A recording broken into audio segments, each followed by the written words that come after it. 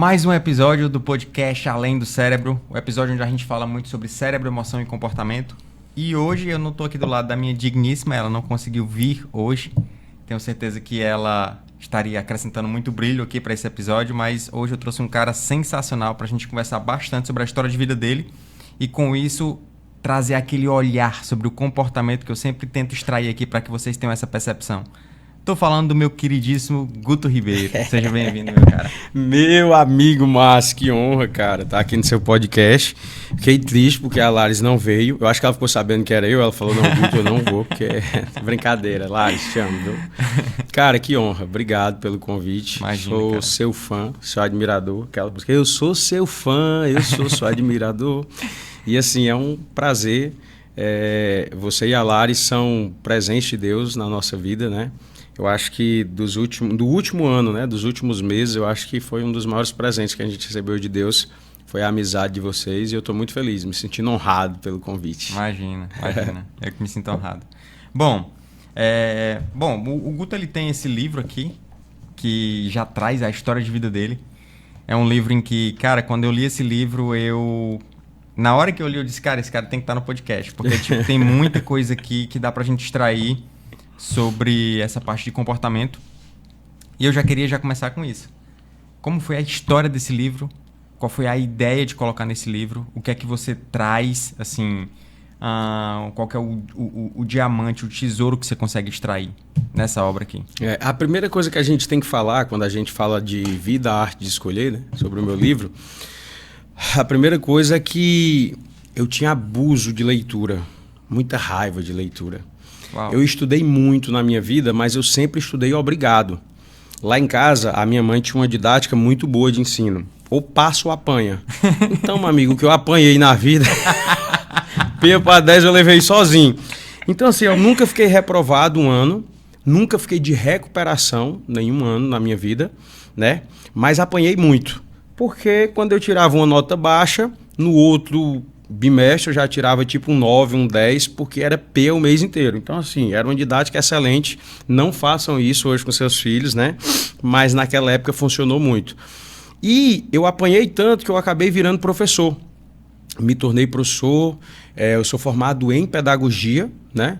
Sou formado também em mecânica, dei aula durante muitos anos no Senai, mecânica automotiva. E então, dentro desse período, até ali meus 20 e poucos anos, eu era o cara que estudava sem parar. Pra você ter uma ideia, teve uma época na minha vida que eu dava aula manhã, tarde, noite, nos finais de semana e feriado, e nas férias eu estava dentro da faculdade. Então, assim, eu não parava de ensinar e estudar. Minha vida era só isso. Aos 20 e poucos anos, quando eu me tornei cantor profissional e abandonei tudo que eu tinha estudado, eu tive uma decisão na minha vida a partir dali. Eu falei, nunca mais eu estudo. Eu não quero mais saber de estudo. Tipo, abominei estudo na minha vida. E, consequentemente, a leitura. Então, eu não lia mais. Eu parei de ler, né? Eu lia alguns artigos sobre música, estudava música, mas estudar qualquer livro, ler qualquer livro, nem pensar. E quando eu comecei o meu processo de conversão, o processo de voltar para Jesus, uma das primeiras coisas que ele fez comigo foi devolver o desejo pela leitura. Uau. Porque, observe, se eu não leio, se eu não tenho prazer em leitura, é óbvio que eu não leio a Bíblia. Sim. Porque se a Bíblia já é um livro denso, um negócio mais complicado de ler, imagine, se eu não leio outra coisa, quem dirá a Bíblia? Então, assim, Deus me devolveu o desejo pela leitura. E aí começou toda essa história. Porque na medida que eu ia lendo a Bíblia, a palavra fala que a verdade vai libertando a gente, né? Vai trazendo luz. A palavra é luz, ela é vida. Então ela vai clareando, vai trazendo luz, você vai enxergando o que você não enxergava e você começa a mudar. E daí a pouco eu comecei a ler outros livros.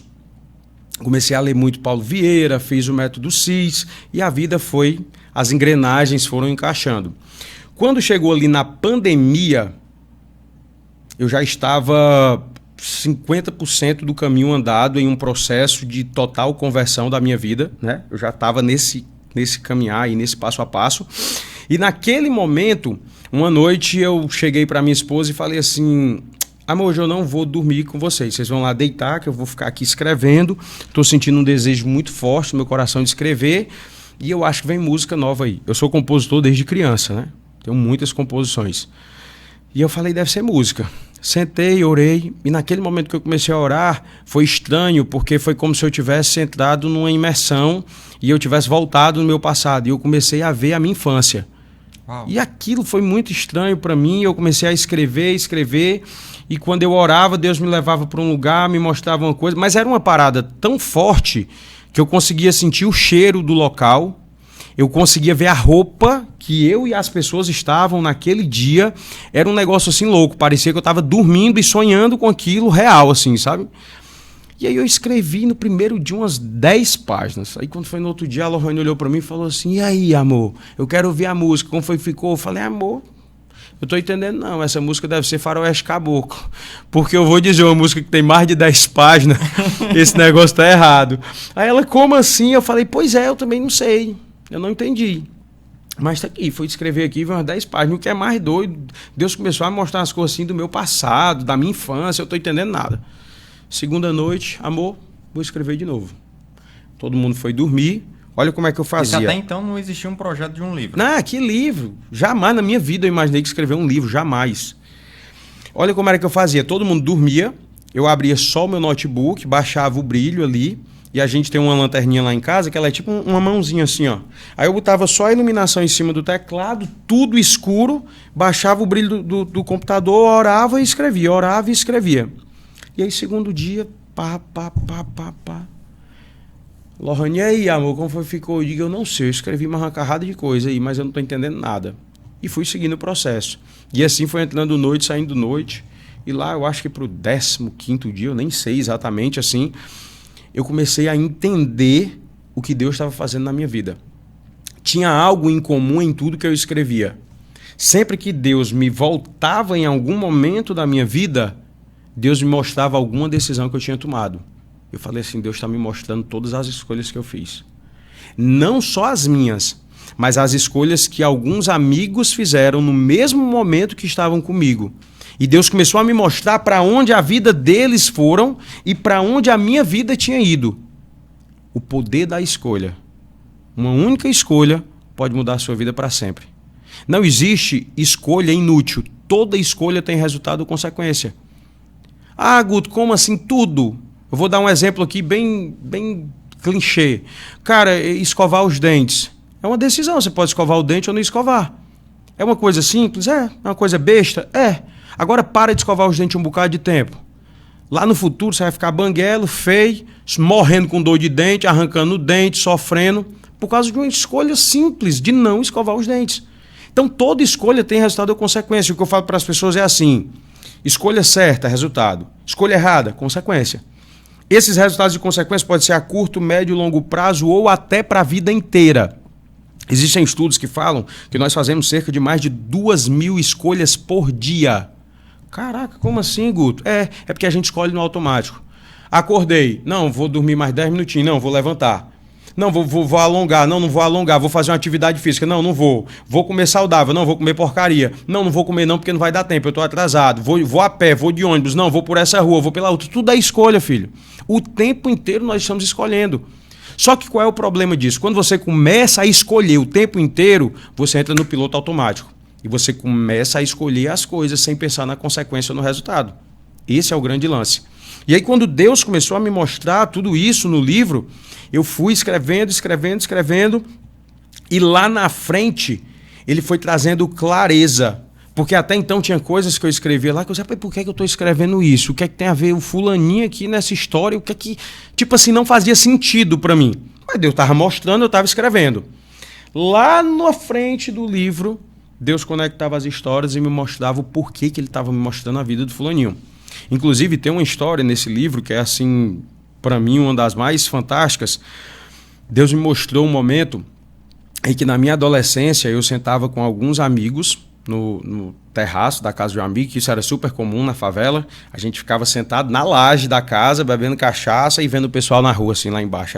Era o que tinha de melhor, era a nossa sunset da época, né? O nosso pôr do sol. E Deus me mostrou um momento em que eu estava lá e pela primeira vez na minha vida eu tinha visto um baseado.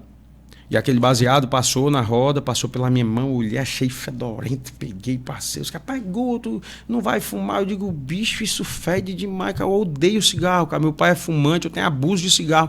Não, mas é legal, esse é diferente. Eu digo, meu amigo, pode ser diferente pra você. Pra mim, fede igual o outro ou mais. Pode fumar o seu negócio aí que não tem nada a ver com isso. E eu lembro que daquela roda lá, eu fui o único que não fumei aquele baseado. E dali, Deus começou a me mostrar o destino de cada uma dessas pessoas. O dono da casa que eu estava, que foi o que acendeu o baseado, 20 e tantos anos depois, ele se tornou um dos maiores traficantes do Brasil. Aquele cara não escolheu ser traficante. Ele primeiro escolheu fumar um baseado. Uau. Só que o passo que ele deu para fumar o primeiro baseado levou ele até ser traficante. São pequenos passos que a gente dá todo dia. A capa do meu livro ela é uma bifurcação.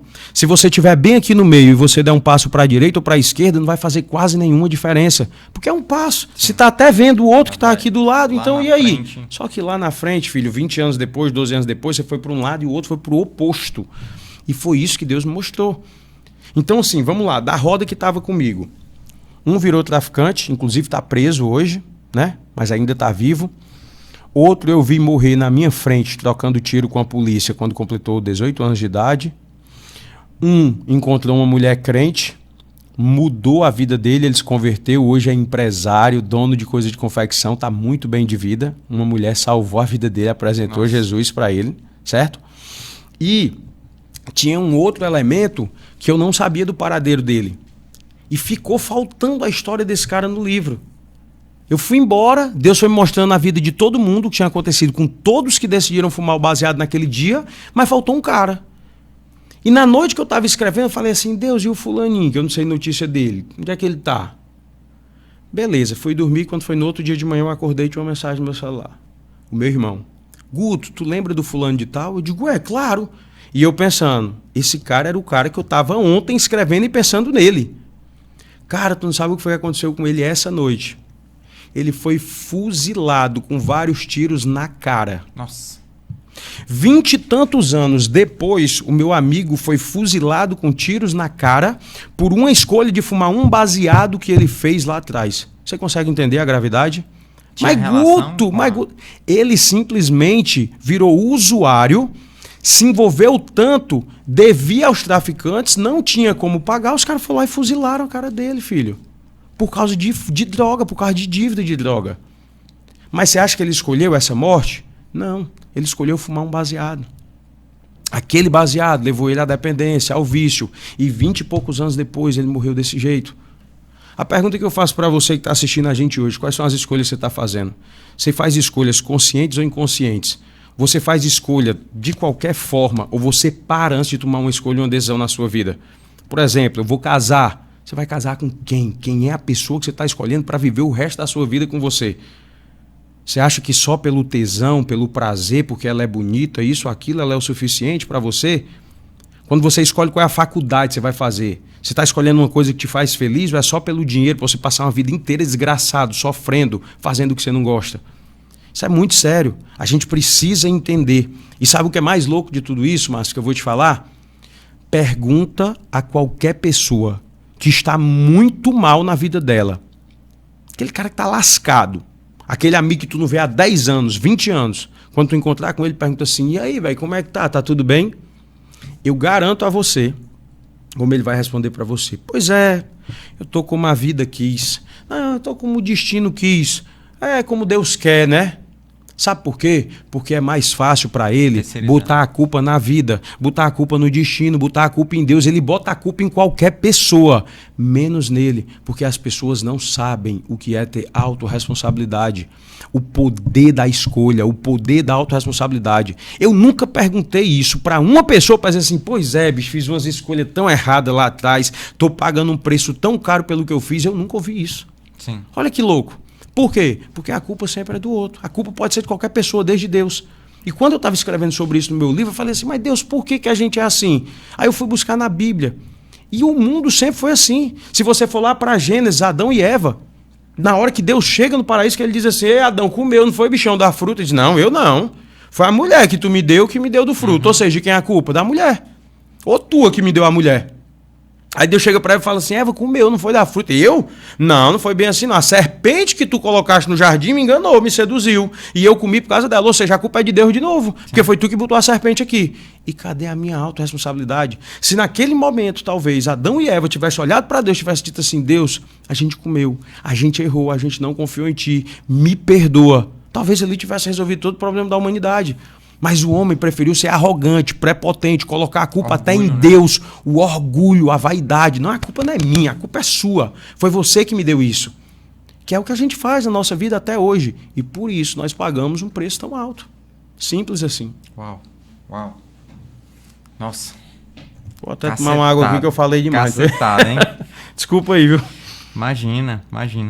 Mas, ó, para quem não sabe, assim, o livro, ele traz... O que mais me impressionou nesse livro foi o fato de que você passou a infância e uma parte da adolescência, não sei se a adolescência inteira, dentro da favela, né? A adolescência toda. A vida toda. inteira foi na favela.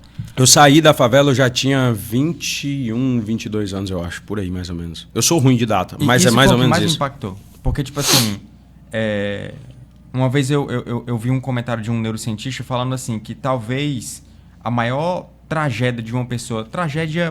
A maior tragédia de uma pessoa que viveu em uma condição muito insalubre não é nem o fato de, tipo assim, de passar fome, de não ter emprego, porque isso aí já é muito ruim. Sim. Mas o ser humano sempre dá um jeito. Eu acho que, nesse comentário, né, que eu vi desse neurocientista, ele falou assim, a maior tragédia é a visão de mundo da pessoa. Porque a visão de mundo daquela pessoa vai ser uma forma da mente enxergar o mundo muito diferente de uma pessoa que não tá naquela realidade. É como se, tipo assim, você, até conversando com você antes, você falou assim, cara, pra mim era normal, tipo, troca de tiro com a polícia era algo normal. Uma pessoa tá passando com um facão na mão, era algo normal. Tipo assim, algo que choca, que é fora da minha realidade, pra você era algo normal. A minha realidade. E quando você normaliza o anormal, cara, isso aí é algo muito, muito, muito delicado. Muito delicado. Ei, fala um pouquinho pra gente sobre essa história do... Não, isso aí que tu tá falando é fantástico. Por isso que eu falo, que esse nosso Deus, ele não é gente não. Esse nosso Deus, ele é Deus mesmo. Olha o que é que eu vou te contar agora. Até os meus 11 anos de idade, eu jurava que toda a humanidade vivia como eu vivia. Eu não sabia que existia um mundo além da favela. Para mim, o mundo era a favela. Inclusive, eu tinha muito orgulho quando as pessoas me perguntavam onde eu morava, porque eu dizia assim, eu moro na segunda maior favela do Brasil. Porque naquela época o Pirambu só perdia, se eu não me engano, para Rocinha, em termos de população. Então nós éramos o segundo maior do Brasil. Então aquilo era um motivo de orgulho para mim. Entendeu? Caramba. Eu moro no Pirambu, eu moro na segunda maior favela do Brasil. Me respeita. Entendeu? Então assim, eu achava que todo mundo vivia daquele jeito. Guto, como foi que você descobriu que o mundo era diferente, que não tinha aquilo? Presta atenção. Até meus 11 anos de idade, eu morava numa situação onde eu passava 6 meses na lama e 6 meses limpando a lama. Porque eu morava do lado de uma lagoa chamada Lagoa do Mel. Se você pesquisar aí no próprio Google, você vai achar Lagoa do Mel, no Pirambu. Então, quando chovia, naquela época, não existia saneamento básico. Então, os esgotos, eles eram tudo ligados para dentro da lagoa. A lagoa, por isso que era chamada de Lagoa do Mel. Porque, na verdade, a lagoa né? Era o mel que tinha lá. Então, quando chovia, eu morava como se fosse num buraco. Todas as ruas ao redor da minha rua era ladeira. A água escoava, descia para a lagoa transbordava, todo o mel que tinha nela subia e a gente ficava morando dentro da lama dias e dias. Então, para a gente não morrer afogado no esgoto, na fossa, a minha mãe pegava pilhas de tijolos, colocava... Mas entrava na casa, é isso? Sim. A gente ficava com lama aqui, filho, no peito.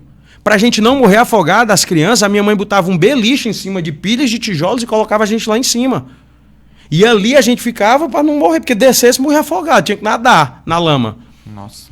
E aquilo até a água baixar, às vezes demorava dias, porque não tinha pra onde escoar a água, não existia esgoto.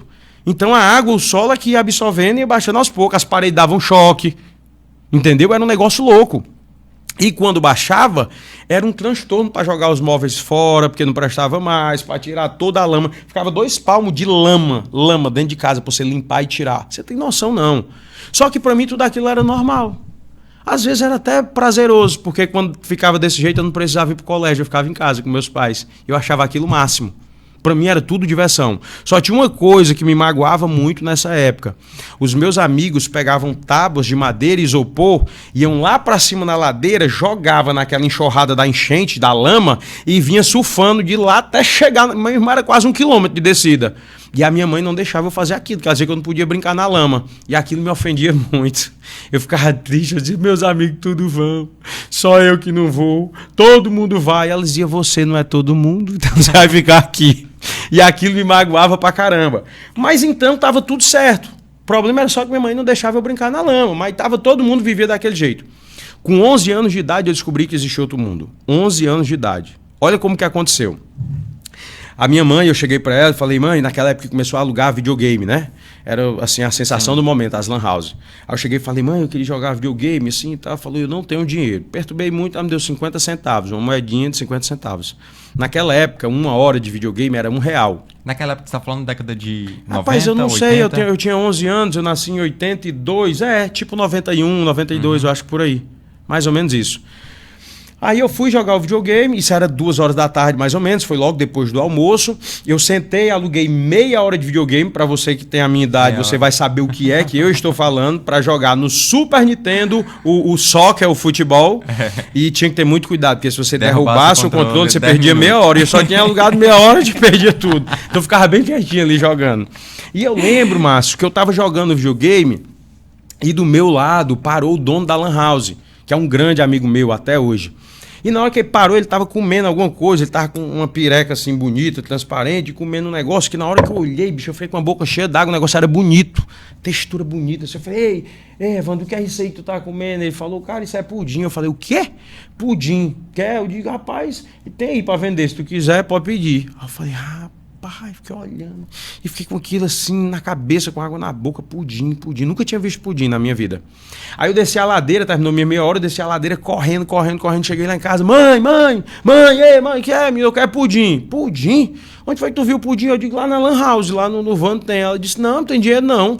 Eu digo, mas mãe, um pedaço. Não tem dinheiro não. Eu falei, mas mãe, é só um pedaço. Eu não tenho dinheiro, o dinheiro que eu tinha era 50 centavos, eu lhe dei. Mas mãe, é só um pedaço. Eu não tenho, bicho. Eu comecei a atusigar o juiz dela. Atusigar, pra você que tá assistindo a gente, não sabe o que é perturbar. Quando a gente perturba muito aqui no Ceará, é atusigando o juízo. E aí eu fui lá, pá. Resumindo, a minha mãe perdeu a cabeça. Disse, vem cá, Guto, que eu vou te dar pudim. Tu vai comer agora pudim de peia pra tu aprender a deixar de me perturbar. Meu amigo, a minha mãe pegou um cinto, lá em casa tinha um cinto só pra bater na gente. Quando eu vi essa parte do do pudim de peia. Eu tava chegando em São Paulo, dentro do avião, aí eu tava lendo isso, eu comecei a rir. O pudim de peia, foi? Pudim de peia. Meu amigo, eu apanhei naquele dia. Olha, eu apanhei que doido, não conto o tanto de lapada que eu levei. Ela deu até cansar o braço. Beleza, fiquei com ódio da minha mãe naquele dia, todo marcado, as costas de peia. Minha mãe batia forte, a minha mãe era da boa pra bater. E aí, quando foi no mesmo dia à noite, eu lembro que eu tava sentado no sofazinho, a gente morava numa casa de vila, de favela. Casa de vila de favela, a porta dela é a rua, literalmente, não tem recuo. E aí eu tava sentado, um sofazinho que a gente tinha velhinho lá em casa, uma TVzinha preta e branca. Não tem calçada? Calçada, tem uma calçada na frente. Calçada assim mais ou menos de 1 metro, 1,5 metro, entendeu? E aí eu tava sentado lá, aquela cervezinha preta e branca que você muda teco, rodando acima de 14 polegadas. Que era tudo que a gente tinha. Aí a minha mãe sentada na calçada conversando com a minha tia e eu com a porta aberta, que a gente fica com as portas abertas na favela, assistindo aqui e ouvindo tudo que ela tava conversando. E eu lembro como se fosse hoje, eu tava assistindo Pantera Cor-de-Rosa, que a Pantera na verdade era preta e branca, né? Não existia rosa naquela época. Eu sabia que era Pantera Cor-de-Rosa por causa do nome. E ouvindo ela conversando com a minha tia, e eu nunca esqueci daquelas palavras da minha mãe. A minha mãe chorava, Márcio, que soluçava. E ela dizia assim, Francisquinha, isso não é vida. Isso é uma desgraça. Olha, você perder a cabeça ao ponto de dar uma surra no seu filho porque ele quer um pedaço de pudim e você não poder dar. Francisquinha, aquilo me doía tanto. Cada vez que o meu filho pedia era como se ele me desse uma punhalada. Porque como que eu não tenho dinheiro, como que eu não tenho condições para dar um pedaço de pudim pro meu filho, Francisquinha? Isso que a gente leva não é vida não, isso é uma desgraça. Naquele dia, com 11 anos de idade, quando eu ouvi aquelas palavras da minha mãe, eu falei assim, caraca, então deve existir outra coisa além disso aqui. Deve ter alguém no mundo que pode ter um pudim inteiro. Deve ter alguém no mundo que tem o pudim na hora que quer. Porque se a minha mãe está dizendo isso, alguém pode ter isso. E aquilo, Márcio, começou a mexer comigo, mexer, e ouvindo o choro da minha mãe, eu falei assim, sabe de uma coisa? A partir de hoje, eu nunca mais peço dinheiro à minha mãe. A partir de hoje, eu vou dar para minha mãe a vida que ela nunca teve. Uau. Eu vou trabalhar e eu vou ajudar minha mãe em tudo. Eu tinha 11 anos de idade quando eu tomei essa decisão. No outro dia de manhã, eu saí na favela procurando emprego. Nossa. Márcio, eu comecei a servir pinga em bar. Guto, como é emprego em favela? Eu vou lhe dizer, viu, filho? Servindo pinga em bar, lavando copo de bebo em bar, ia para essas oficinas pé de areia e pedia para trabalhar, para ajudar os mecânicos, que atrapalhava mais do que ajudava. Pega a ferramenta tal, pega não sei o que, ajudando o mecânico lá. Cheguei na escola que eu estudava, eu conversei com o dono da lanchonete. Eu falei assim, ei, cara, deixa eu te ajudar aí, tu me dá pelo menos do lanche, qualquer coisa e tal, só para não ter que pedir à minha mãe. Enquanto os meus amigos iam namorar e jogar bola no intervalo da escola, eu ia para a lanchonete fazer o lanche dos meus amigos que iam comprar o lanche para poder ganhar alguma coisa. Aí eu comecei a fazer em casa, junto com uma prima minha, uns adesivozinhos, a gente comprava, recortava as revistinhas, pegava o adesivo, fazia e vendia os adesivos na escola para ganhar dinheiro. Mesmo eu era empreendedor, não faltava ideia para ganhar dinheiro, não. E aí foi indo, eu juntei um dinheirinho, comprei uma batateirazinha, pedi para botar na porta de um bar que o meu irmão tinha na época, comecei a vender batatinha frita na porta do bar dele. Foi indo, chegou uma época que eu arranjei um emprego, foi o emprego mais escroto que eu já tive, para limpar chão. Era uma empresa de química que ela fazia serviço em piso industrial. Então a gente entrava em indústrias, hospitais que não podiam parar de funcionar. Como era que a gente fazia? A gente entrava na sexta-feira à noite e pegava o final de semana, virando de sexta para sábado e de sábado para domingo, trabalhando sem parar, limpando o chão. Esse era o emprego mais punk que eu já tive. Ganhava R$30 por um final de semana desse, viu? Trabalhava igual um jumento. Mas eu ia com o maior prazer do mundo. Eu queria era ganhar dinheiro. Resultado, desse dia para frente eu nunca mais pedi R$1 à minha mãe. Tudo que eu pude, eu ajudei a minha mãe. Aos 20 e poucos anos eu já tinha realizado quase todos os sonhos da minha mãe. E os sonhos da minha mãe eram os mais incríveis que você puder imaginar. Qual é o sonho da tua mãe, Guto? Ela queria ter um guarda-roupa, ela queria ter uma cama, ela queria ter uma geladeira.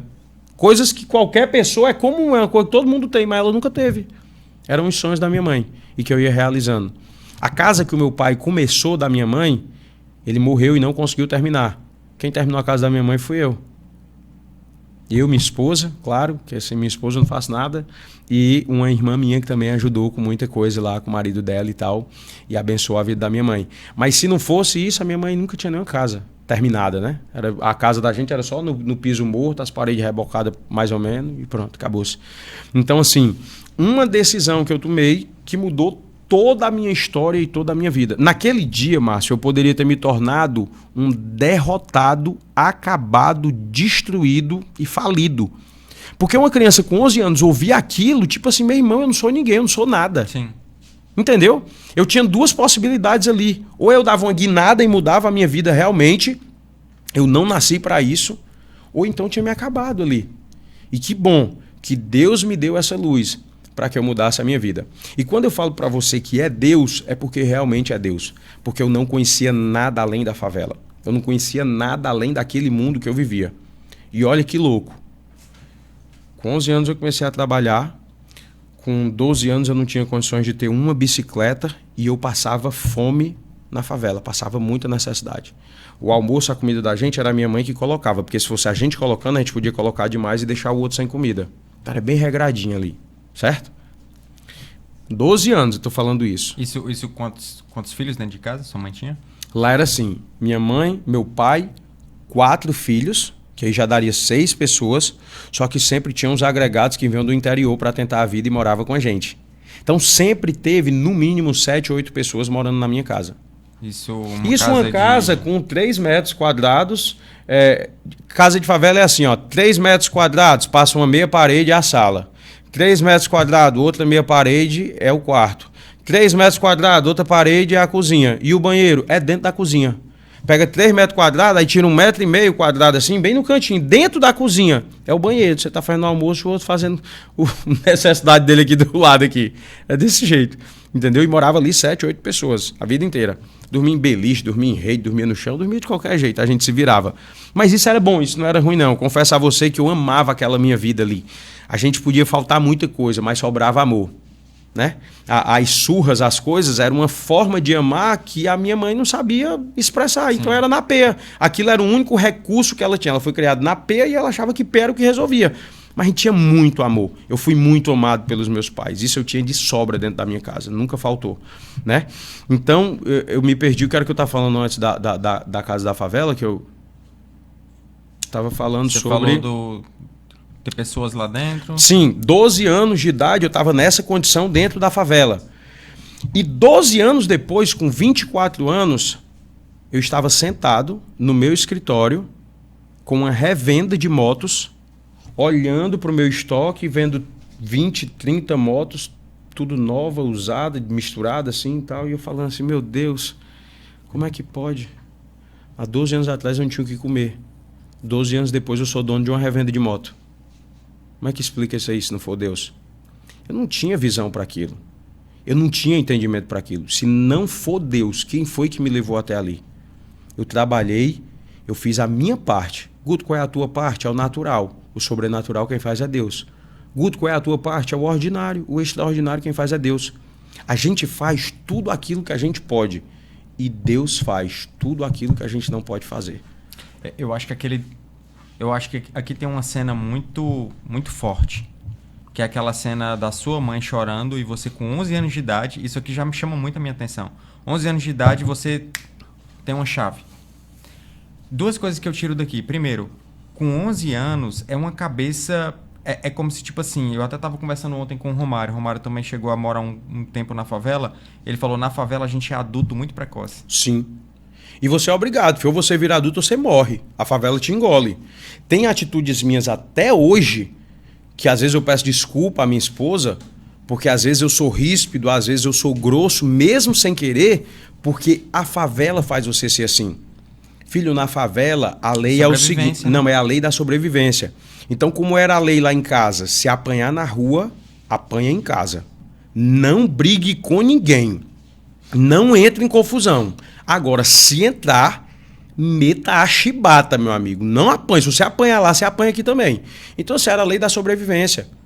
Os meus amigos que viraram criminosos de assaltar banco, de assaltar não sei o quê, que foram mortos, que foram presos, que não sei o quê, esses caras eu trocava tabefe com eles todo dia na rua, filho. Ah, fulano deu não sei quantas facadas em não sei quem ontem à noite. Eu dizia, aquele Zé Ruela dá facada em ninguém. Era desse jeito, porque pra mim, ó, eu era pau a pau com ele, não tinha medo dele, não. A gente saía nos tabefes, jogando bola no meio da rua, dentro da lama, não tava nem aí. Por quê? Porque aquilo ali era o meu mundo, filho, ali era a minha sobrevivência. Sim. Então você amadurece rápido por causa disso. Porque você sai de menino pra homem à força. Ou você vira isso pra sobreviver, ou então você vai ser engolido pela favela. Infelizmente, essa é a realidade. Sim. E o que me chama a atenção é o nível de consciência. Naquele momento é como se, tipo assim, você tava agindo com a cabeça de criança, querendo um pudim, o desejo. Se eu tenho um desejo, quem é que vai suprir esse meu desejo? Minha mãe, é o natural. Sim. Se minha mãe não pode, na hora que vira a chave, aí, tipo assim, parece que naquele momento não é mais a cabeça de criança, é a cabeça de adulto. Pum! Parece que setou. Eu achei isso muito interessante. E tudo começa com o nível de consciência.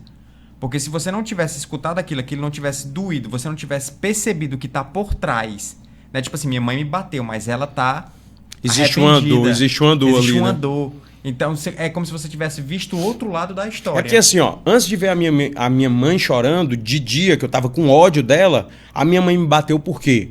Ela me bateu porque ela é ruim. A minha mãe não presta. Entendeu?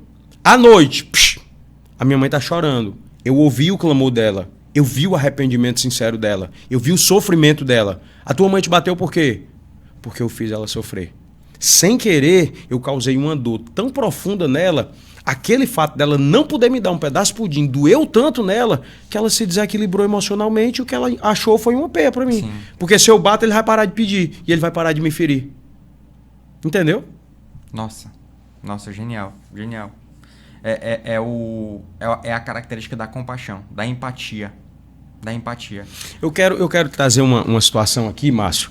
Talvez tenha alguma pessoa assistindo a gente que esteja numa situação financeira ruim, que até esteja na favela também e não se sinta capaz e não ache que nunca vai sair dessa realidade. As pessoas sofrem muito com o lance da escassez e tal. E eu quero trazer uma reflexão para essas pessoas dentro desse assunto que a gente está conversando. Um dos maiores problemas que nós temos como seres humanos é porque nós somos imediatistas. Sim. Nós queremos chegar logo.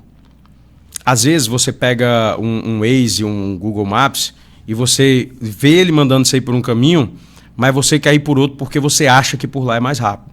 Ou seja, você briga até com o satélite que está olhando de cima e está dizendo por aí, não, vai por aqui. E você briga com ele porque você acha que você vai chegar mais rápido indo pela sua cabeça. Nós somos assim. Nós somos imediatistas. Aí vem, vou te ensinar o pulo do gato. Uhum. Não, tem um jeitinho brasileiro. Não, tem um... Esses atalhos é o que muitas vezes acabam com a nossa vida, ok? Se você aprender a ter um nível de consciência, de foco, e você souber onde você quer chegar, não importa onde você nasceu e não importa onde você está, você vai chegar. Não existe objetivo inalcançável, não existe. Se você souber aonde você quer chegar e você for focado e você quiser chegar, você vai chegar. Você só precisa ter a permanência e ter o foco e a estratégia. Porque uma coisa é assim, ó. Vou dar um exemplo bem real do brasileiro. Meu Deus, o meu sonho, a minha casa própria. Um dia eu vou ter a minha casa própria. Eu sonho com a minha casa própria, porque é a minha casa própria. Isso é uma cultura nossa. Sim. Fica ecoando isso na cabeça. A maioria das pessoas que falam isso perto de mim, eu falo assim, amém, irmão, que bênção, que glória a Deus. O que é que você tem feito pela sua casa própria? Não, eu não tenho feito nada, mas um dia Deus vai me dar. Opa! Como assim?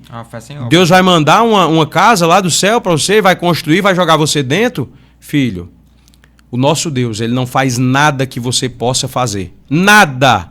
Ele vai fazer o que você não pode fazer. A gente fala que o nosso Deus é o Deus do impossível. Então o que é possível, vai, se vira, é tu que faz. Tu faz o possível e ele faz o impossível. Olha o que foi que eu fiz na minha vida. Quando eu comecei a ganhar dinheiro de verdade, porque eu fui juntando dinheiro. Ganhava mixaria, R$1, R$2, R$3. Só que tudo que eu ganhava eu ia guardando. Porque eu sabia que eu ia precisar de mais dinheiro. Então ao invés de sair gastando com tudo, mesmo menino, criança, eu ia juntando meu dinheirinho ali, ia fazendo. Então fui ganhando dinheiro. Quando eu me tornei professor de Senai, eu fui um dos professores mais novos da história de Senai. Com 17 anos, faltando poucas semanas para eu completar 18, eu assinei minha carteira como trainee de Senai. Eu saí até em revistas da FIEC e tal, o instrutor mais novo da história de Senai. Presta atenção. Quando eu comecei a ganhar dinheiro de verdade, sabe o que era que eu pensava a respeito do meu dinheiro? Como que eu vou fazer para multiplicar esse dinheiro? Como que eu vou fazer para esse dinheiro aumentar? Porque o que eu ganho ainda é pouco. Olha a minha cabeça, velho. Agora tu me diz se isso não é divino. Isso é Deus, porque eu jamais teria essa capacidade. Eu nunca tive uma educação financeira. Nunca ninguém me falou nada sobre isso. Mas a minha mente é... O dinheiro serve para realizar meus sonhos e para multiplicar. Porque se eu multiplicar, eu vou conseguir realizar mais sonhos. Então eu preciso multiplicar meu dinheiro. Então eu ia começando a fazer negócio. Olha como foi que eu comecei a fazer. Comprava um carrinho velho. Eu era mecânico. Eu reformava o carro todinho, ajeitava, botava uns rodão, botava um som, deixava a coisa mais linda. Eu chegava nos cantos, cara, ei, Guto, esse teu carro é lindo demais, tu não vende não? Eu digo, rapaz, não é para vender não, mas se quiser comprar, comprei o carro por X, gastei Y, o cara botava X mais Y mais Z. Eu digo, me dê, pega o carro. Aí o cara que eu fazia? Comprava outro carrinho velho. Ajeitava todinho, pintava, ajeitava, chegava no canto, cara, ei, Guto, esse teu carro é lindo, tu não vende não? Rapaz, não é para vender não, mas se quiser comprar, quanto é? Aqui. E ali eu fui começando a vender um carro, vender outro, ganhando dinheiro. Não era para vender, era para o meu uso. Mas era uma oportunidade de eu ganhar dinheiro, eu não perdi. Eu nunca tive apego a coisas materiais. Então eu ia vendendo. Ali eu fui juntando um dinheirinho. Chegou uma época que eu digo assim, rapaz, eu vou comprar uma moto para mim, porque o carro dá muita despesa. Aí comprei uma moto para mim. Olha a cabeça do cara, Márcio. A moto é mais econômica. Fiquei com o carro e fiquei com a moto. Aí eu ia toda semana trabalhar de moto e andava no carro só no final de semana.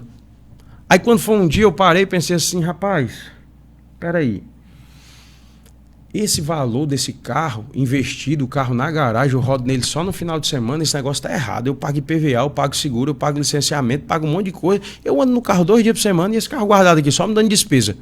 Olha a minha cabeça, ninguém nunca me ensinou isso. Eu falei, sabe de uma coisa? Vou vender esse carro e vou investir esse dinheiro. Vou ficar andando só de moto. Vendi o carro, fiquei andando de moto.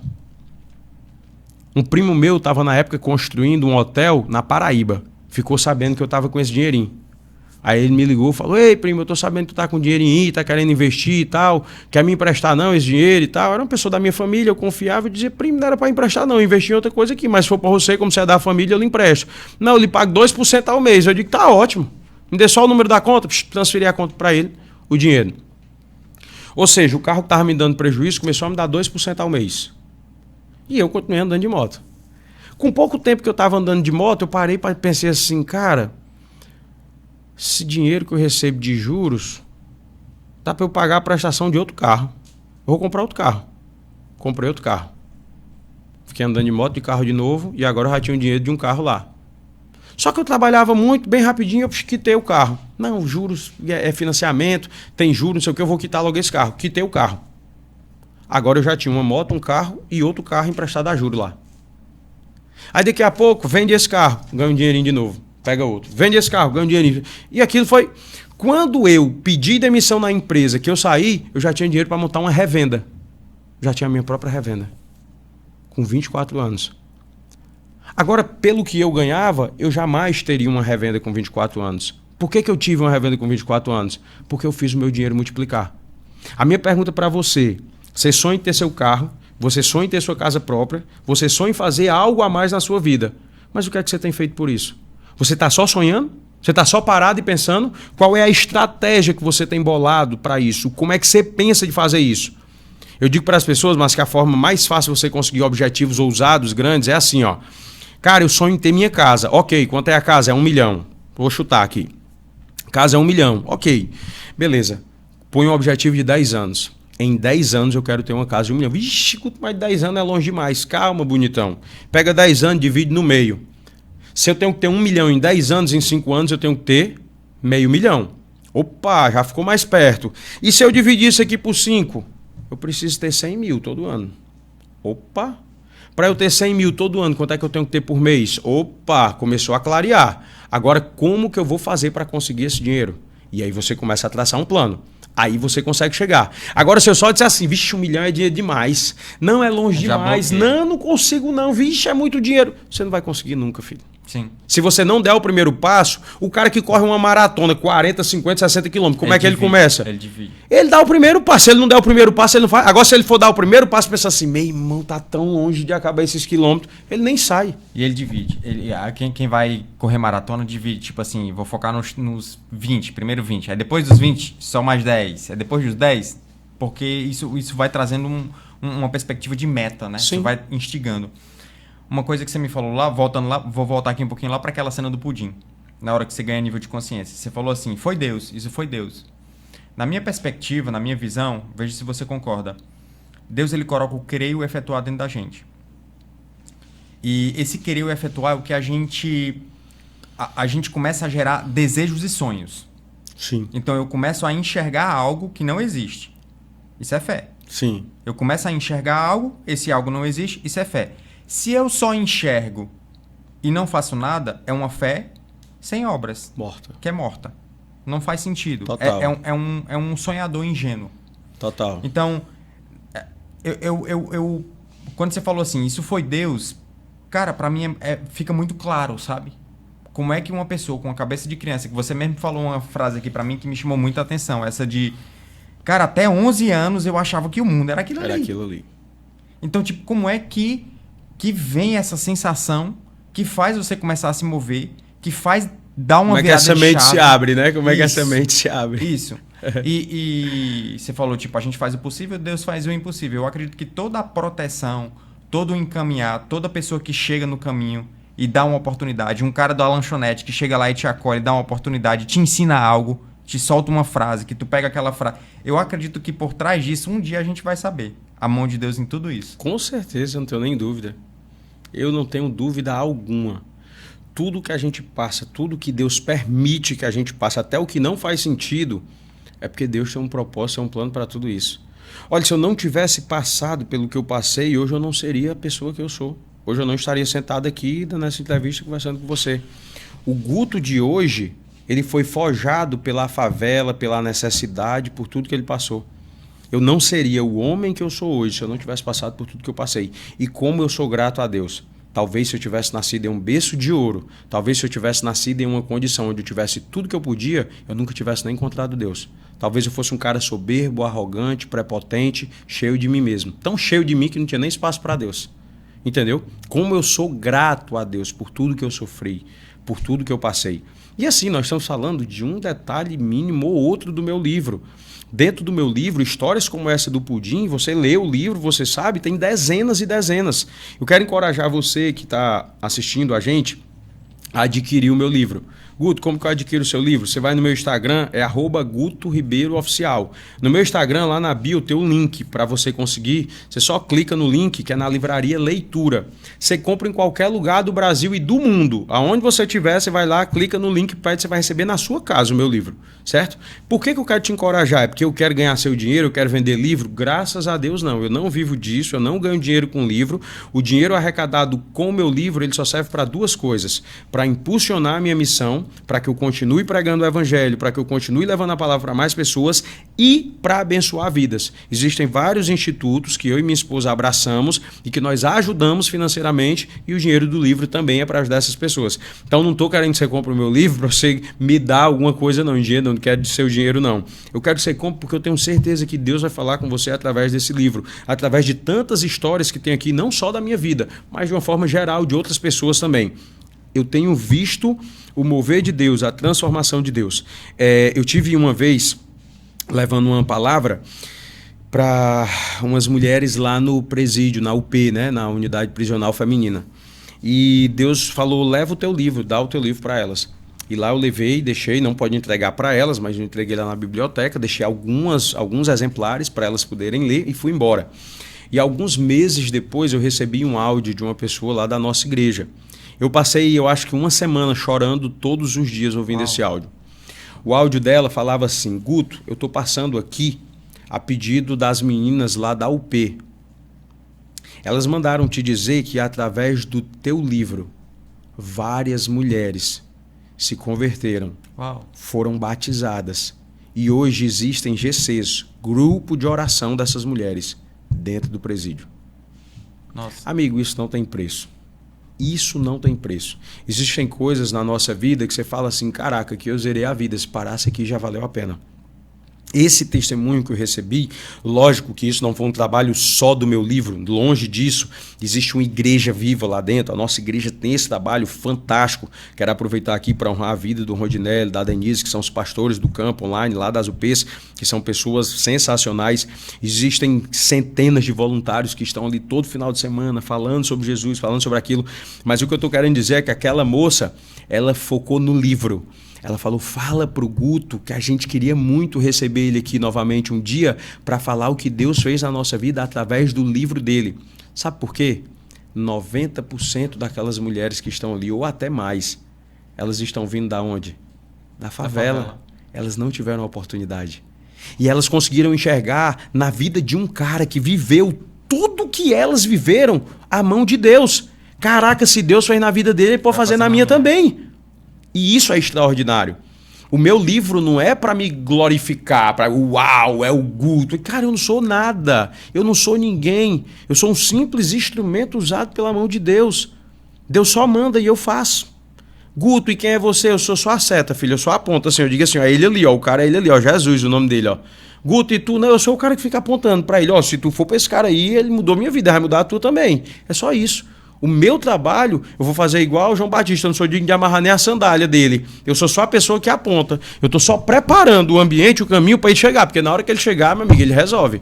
E ele resolve. É só isso que eu tenho a dizer. Eu escutei uma frase nessa semana, até falei aqui com os meninos ontem sobre isso, que essa fase difícil, tipo aquela frase da sua mãe que fala assim, essa vida é muito desgraçada, uma vida muito sem sentido, uma visão muito pessimista. E, querendo ou não, vai ter momentos em que a gente vai questionar, poxa, cadê Deus? Será que Deus existe? Sim. Tanto sofrimento? Será que... E eu vi uma frase que explodiu minha cabeça, que ela falava assim, esses vales emocionais, desafios, dores que a gente passa, isso carimba, é como se carimbasse na nossa alma duas coisas, duas características. A primeira é a empatia. Porque quem passa por isso e sai disso, o teu olhar para quem tá naquela situação é diferente. Tipo assim, se Total. tu falando com uma pessoa que é da favela, o teu olhar para aquela pessoa é diferente e o olhar daquela pessoa para tu é diferente. Total. Existe uma conexão ali, existe uma linha invisível, um tecido ali que une aquelas duas pessoas. E a segunda é a autoridade. Isso te traz muito mais autoridade para falar o que você falou aqui.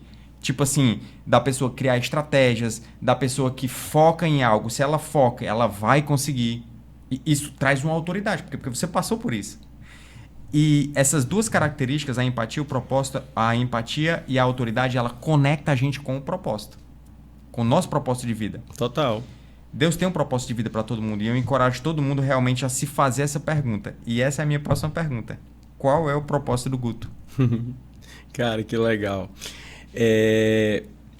Bicho, eu converso muito com a minha esposa.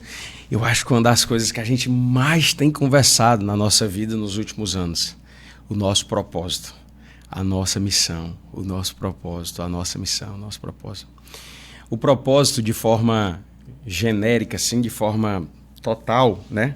Não só meu, mas da minha família hoje, é apontar Jesus em qualquer circunstância da nossa vida. Dentro desse macro, nós vemos vários outros propósitos que estão dentro disso. Beleza, meu propósito maior é apontar Jesus para as pessoas. Esse é o meu propósito, essa é a minha missão de vida, isso é o que eu quero, isso é o que eu vou fazer. Mas de que forma eu posso fazer isso? E aí Deus vai entregando para a gente ferramentas e coisas que vão fazendo como se fossem pequenos propósitos dentro do propósito maior. Por exemplo, o Vida, a Arte de Escolher. O projeto meu e da minha esposa que nós temos com casais hoje, que é o Até que a Morte Separe. O projeto do UNA com as mulheres lá da minha esposa. O nosso projeto dos homens do H12. Tudo isso são propósitos que estão dentro do nosso propósito maior, que é mostrar Jesus para as pessoas. Eu não quero passar por essa vida despercebido. Mas não é passar despercebido porque eu quero glorificar o meu nome e quero ser lembrado. É porque eu quero que o nome de Jesus seja exaltado. Eu já perdi tempo demais longe dele. Agora eu quero correr atrás do tempo perdido. Eu estou igual o apóstolo Paulo. Eu saio de uma cidade para pregar em outra e no meio do caminho eu já vou pregando para as pessoas que eu encontro no caminho. Porque eu não consigo ficar parado. Eu não consigo me calar. Eu tenho sede, eu tenho desejo. Eu quero mais o tempo todo. Mais. Essa é a sede, é o que reina assim, no meu coração hoje. Então assim...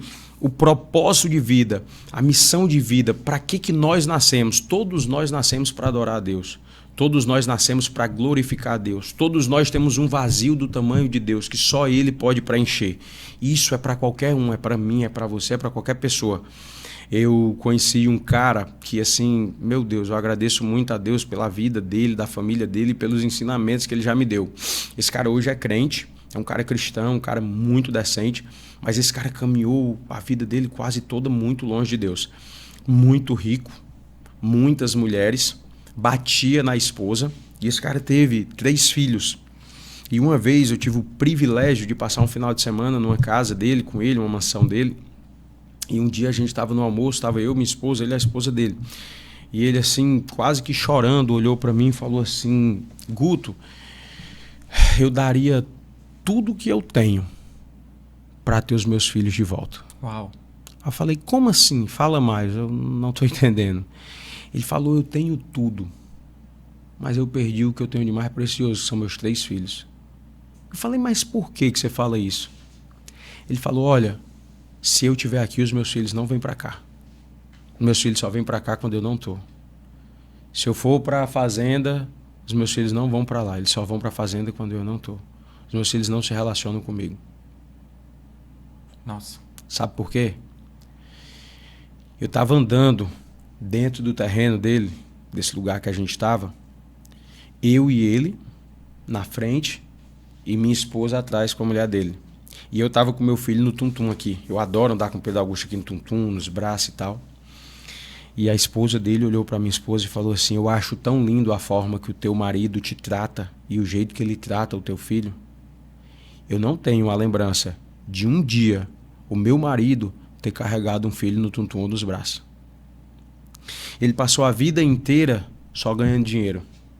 Ele ganhou o mundo inteiro. Hoje ele é milionário, bilionário, hoje ele é muito rico. Tem 3 filhos adultos, mas não tem relacionamento com eles. E ele tenta comprar os filhos dele com tudo que ele pode. Ah, é um carrão. Ah, é uma empresa. Ah, é um apartamento. Ah, é um casamento. Ah, é isso, ah, é aquilo. Ele dá tudo que os meninos pedem, ele dá, achando que aquilo vai comprar e vai trazer eles para perto dele. Mas o dinheiro não compra isso. Ó, amor, cumplicidade, confiança, o dinheiro não compra. Às vezes eu escuto muitas pessoas dizendo assim: o meu filho não me escuta, o meu filho agora enlouqueceu, virou a cabeça, só escuta os amigos dele do colégio, não me escuta de jeito nenhum. Sabe por que o filho das pessoas, sabe por que seu filho não lhe escuta? Eu vou falar direto para você, sabe por que seu filho não escuta você? Porque o seu filho, ele passa mais tempo com os amigos dele do que com você não tem tempo para ele. Como é que ele vai confiar numa pessoa que ele nem vê? Que ele passa 1 hora, 2 horas ali no máximo. O amigo dele da escola passa o dia inteiro com ele, chama ele para casa dele, brinca com ele, fica o tempo todo, escuta ele quando ele quer falar. Ele vai confiar no amigo dele mesmo, tá certo. Então, sim, se você não gasta, no bom sentido, o tempo com seu filho, se você não dedica, se você não mostra para ele que ele é pertencente, que ele é amado, que ele tem um lar, que ele pode confiar em você, ele vai crescer e ele vai confiar lá fora. Ele vai preferir ouvir o amigo dele lá na rua, outra pessoa, do que ouvir você. Isso é fato, isso é óbvio. Você está entendendo? Às vezes a pessoa culpa o adolescente, culpa a criança, mas ele não olha o que ele fez pelo adolescente, pela criança. Eu vou aproveitar esse gancho aqui do que eu estou falando para trazer para a minha realidade agora, ok? Eu posso culpar a minha mãe e o meu pai pelas surras que eu levei, pela criação que eles me deram? Eu posso condenar eles? Jamais. Nunca. Os meus pais, eles foram infinitamente melhores do que o que os meus avós foram com eles. Então, assim, eles já foram uma versão melhorada. Eles me deram tudo que eles tinham de melhor. Qual é o gancho que eu estou querendo fazer aqui? Você nem pode culpar o seu filho e nem pode culpar o seu pai. Você tem que ter autorresponsabilidade e você tem que fazer a sua parte. Entendeu? Olha só. Isso você falou dos seus avós, porque seus avós bateram muito mais neles? Olha isso aqui que eu vou te contar. Uma vez eu estava sentado na mesa lá de casa, jantando com a minha mãe, e eu amo conversar com a minha mãe, porque isso me explica muita coisa que eu tenho de crença e que eu nem imaginava. Então, assim, a minha maior fonte de aprendizado é conversar com a minha mãe sobre o passado dela. Porque aí eu sei o porquê que ela agiu assim comigo e o porquê que eu tô agindo assim hoje. Eu não sei se você que está assistindo a gente acredita num negócio chamado de maldição hereditária. Isso é mais real do que o que você pode imaginar. Isso é muito forte, isso é muito real. Presta atenção. Pode olhar por vários ângulos isso aí. Total. Tanto eu posso olhar pelo ângulo espiritual quanto pelo ângulo da neurociência. Total. Se eu olhar pela neurociência, é real. Eu sou suspeito para falar. Eu acho que você também. Mas para mim, a neurociência, ela só comprova o que a Bíblia diz. Não tem para onde correr. Não tem. A ciência, ela não é contra Deus, ela é a favor. Sim. Ela aponta Deus o tempo inteiro. Deixa eu te falar uma coisa. A minha mãe chorando uma vez, jantando, chegar a lágrima cair assim, ela chorando, dizendo para mim que o meu avô morreu e ela nunca ouviu da boca do meu avô um eu te amo. Uau. O meu avô nunca colocou ela no colo. E a minha mãe dizia que me amava o tempo todo, mano. Me abraçava, me botava no colo, dava um monte de cheiro. Ela nunca ouviu um eu te amo do meu avô. Sabe como era a criação da minha mãe? Eram 16 filhos lá. Se um fizesse uma coisa errada, os 16 apanhavam. Como assim, Guto? Era. Sabe por quê? Porque ele dizia assim, ó, se eu bater só em um, os outros vão ficar rindo. Aí para aprender e não cometer o mesmo erro que esse cometeu, eu bato logo nos 16. E se a minha avó se metesse, não me apanhava também? Filho, essa foi a criação da minha mãe. A minha mãe foi ruim comigo? Foi não, cara. A minha mãe foi incrível. A gente só dá para as pessoas, Márcio, o que tem. Eu jamais vou poder dizer, Márcio, eu quero te dar um celular de presente. Se eu não tiver um celular. Eu só posso dar amor se eu tiver amor. Eu só posso te dar carinho se eu tiver carinho. O que eu não tenho, eu não posso dar. Entenda isso. Então, assim, talvez os seus pais tenham cometido erro com você e hoje você, sem perceber, sem ver, está cometendo os mesmos erros com seu filho.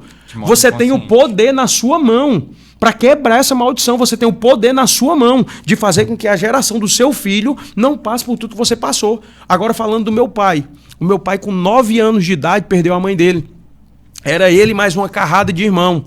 O meu avô simplesmente abandonou eles. Uau. Não tinha condições, meu pai passava fome. Fome mesmo. Se não fosse os outros na rua dando comida para ele tinha morrido de fome.